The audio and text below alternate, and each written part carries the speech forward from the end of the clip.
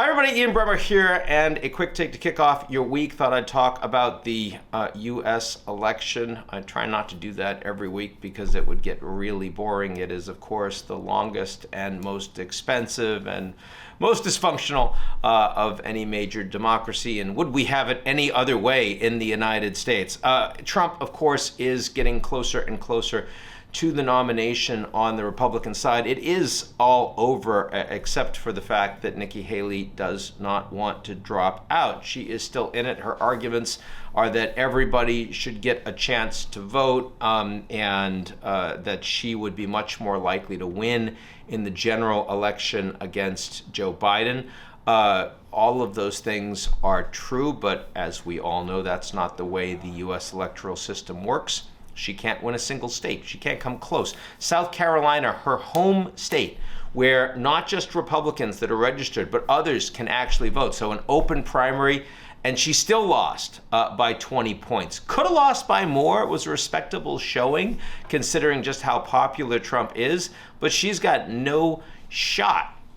And she's been, she lost her funding just now from the Koch network, which is a big deal. When they stood up and said that they wanted to give a lot of money to Haley, they understand that they're not going to throw good money after bad, and so that's done, and she's not likely to be able to stay in very long if she's going to lose significant funding because she needs to be relevant in terms of the airwaves and get her message out there. She has said that she is not thinking about what's going to happen after Super Tuesday, which is almost certainly not true, but what else is she supposed to say for as long as she's in the race? I think when she loses the slate on Super Tuesday, she's going to be in a lot of trouble. On the Biden side, no one is really running against Biden. Williamson dropped out, but most people didn't know she was in.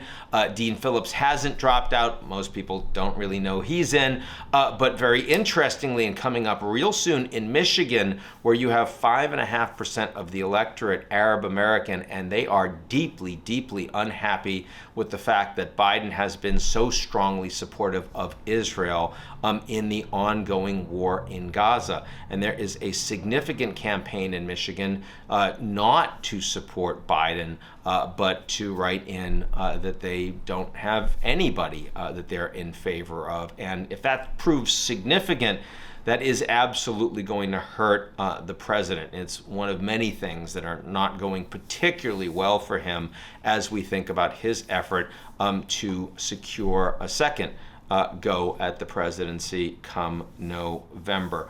But the more relevant point in the near term is what happens in the GOP. How does Trump secure the nomination, and is everyone behind him, or does he lose a significant piece of Republicans? On that front, I think he gets everybody. I have seen so many people that privately have said that they were never Trump 6 months ago, even 3 months ago, people that were supporting Chris Christie, high-level folks in the Republican Party that are now saying, well, he's going to be the nominee. He's probably going to be president because they want a Republican to be president, and so we're going to get behind him. I've seen that with John Thune, just come out, the number 2 on the Republican side in the Senate. Tim Scott, of course, a serious adult, serious conservative who has decided he's going to be as full-throated a support of Trump as humanly possible. A lot of the billionaires are in that camp. Koch, of course, is going to be there, but also we've seen that with Jamie Dimon coming out of Davos, and so many of all of these people that have been privately saying we can't stand the guy, we want anyone but him, but since that isn't going to prove worthwhile or possible, we're going to get behind Trump. And this is the biggest issue for democracy, is that if you have someone that is, has huge amounts of support in the Republican Party, he has the money that will be behind him, but he also refuses to accept the outcome of a free and fair democratic election. That is fundamental. There's nothing that's more essential to the functioning of a democracy than being able to hold an election that people believe in and transferring power to an opponent if you lose.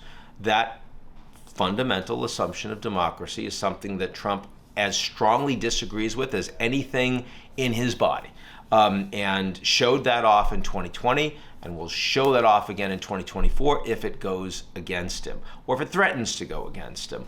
And the fact that that is not close to the issue that exercises all of these people that privately say they can't stand this guy but will get with him, shows that they're not particularly worried about the nature of eroding U.S. democracy.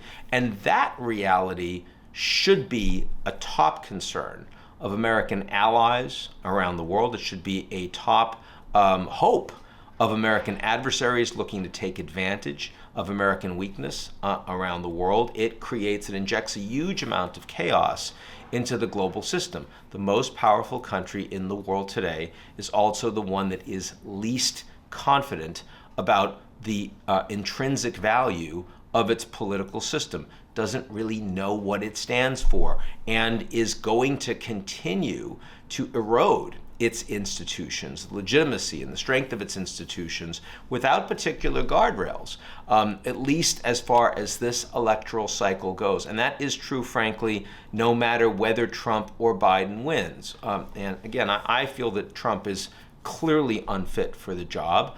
And it's not a matter of anything other than what I just said. And I felt that way when he was a Democrat. This has nothing to do with his political party. It certainly has nothing to do with his ideology, because Trump isn't fundamentally ideological except in support of his narcissism.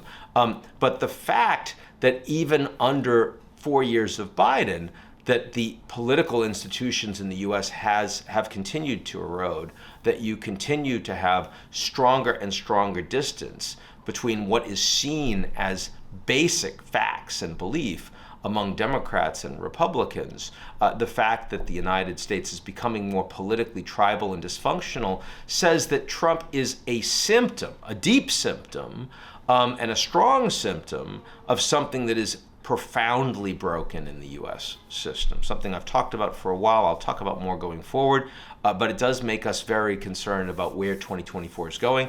It's why the U.S. versus itself was our number one risk back at the beginning of this year, and by a long margin, given the impact of what that means for the rest of the world, well, we'll continue to focus on it all the way through. That's it for me, and I'll talk to you all real soon.